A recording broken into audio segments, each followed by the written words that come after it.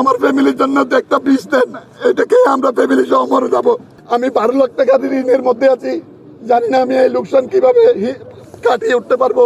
আমি কেন বাংলাদেশে জন্ম নিলাম? আজকে যদি আমি রোহিঙ্গা হতাম এখানে আমরা থাকতে পারতাম। 12 লাখ টাকা ঋণ নিয়ে এখান থেকে চলে যাচ্ছি। এখানে আমি ব্যবসা করে 25 বছর আমার জীবিকা নির্বাহ করে আসতেছি।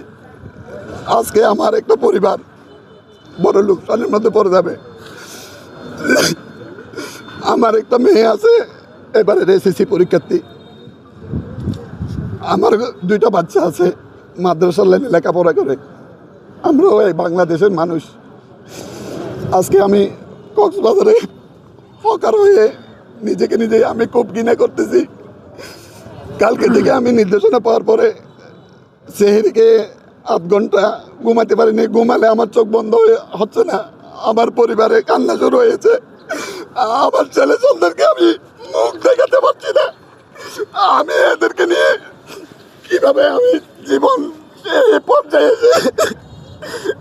এসে আমি জীবনকে আমি কিভাবে পরিচালিত করব? আমার দ্বিতীয় কোনো রাস্তা নেই। আমি আজকে নিজেকে খুব ঘৃণা করছি।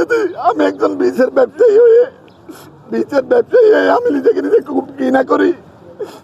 আমি কেন বাংলাদেশে জন্ম নিলাম? আজকে যদি আমি রোহিঙ্গা হতাম এখানে আমরা থাকতে পারতাম।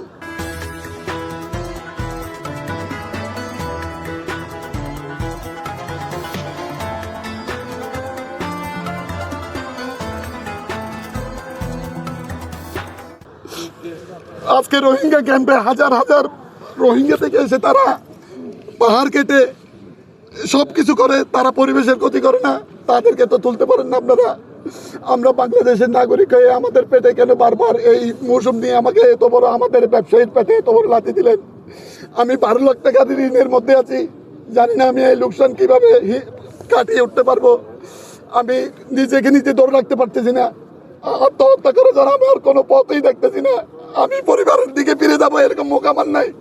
আমি ছেলে সন্তানকে কি খাওয়ায় কি কর্ম করে? আমি ছোটবেলা থেকে কোনো কর্ম করি নাই। ছোটবেলা থেকে আমি এই ব্যবসার সাথে জড়িত। আমরা এখানে পুরাতন ব্যবসায়ী আছি 50 জন মতো। 2001 সাল থেকে জুডি নিয়ে আমরা বিচে ব্যবসা করতাম, এলোপাতারি ব্যবসা করতাম। ডিসি সাহেব ডিসে এসে, আমাদের ম্যাজিস্ট্রেট সাহেব নিজে এসে আমাদেরকে এখানে দোকানে বসিয়ে দিয়েছিলেন। আমরা প্রতিনিয়ত রেভিনিউ দিয়ে এখানে ব্যবসাটা পরিচালনা করে আসতেছি। সর্বশেষ ঘুরে ফিরে আমাদের পেটে এত বড় একটা লাথি পড়লো। এই ব্যথা আমাদের সহ্য করার মতো আমরা বাসা হারিয়ে ফেলেছি। এটা আমি সহ্য করতে পারতেছি না। আমি কালকেও নিরিবিলি একটা জায়গা থেকে 1 ঘন্টা কান্না করেছি।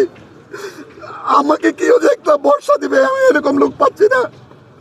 আমি বাংলাদেশের নাগরিক হয়ে আমি আবার পুনরায় আমার ব্যবসা ফিরে পেতে চাই। আমাকে আমার ব্যবসা স্থল কেড়ে নেবেন না, আমাকে ব্যবসা করার সুযোগ দেন না। ওইটা একটা কাজ করেন, আমার ফ্যামিলির জন্য তো একটা বিষ দেন, এটাকে আমরা ফ্যামিলি সহ মরে যাবো। এছাড়া আমার আর কোনো পথ নেই।